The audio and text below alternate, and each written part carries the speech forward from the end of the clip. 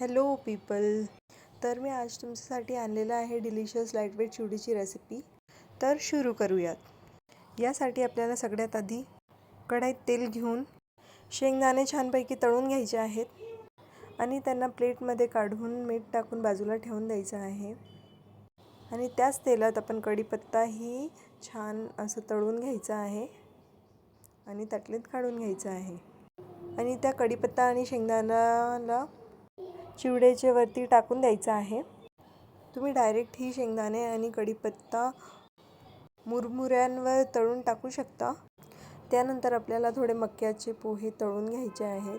हे बघा, असे छानपैकी तळून घ्यायचे आणि त्यांना चिवड्याच्या वरती टाकून द्यायचं. तुम्ही डायरेक्ट पण मुरमुऱ्यांवर तळून टाकू शकता बिना ताटलीत काढताना. त्यानंतर थोडा निंबू पावडर, थोडीशी साखर आणि चवीनुसार मीठ घालायचं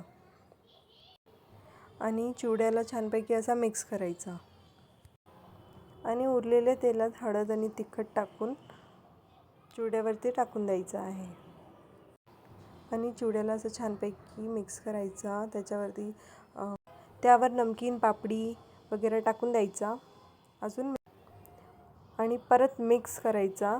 असं छानपैकी मिक्स करायचा त्याला. आणि हे तुमचा डिलिशियस लाईटवेट चिवडा रेडी आहे. थँक्यू.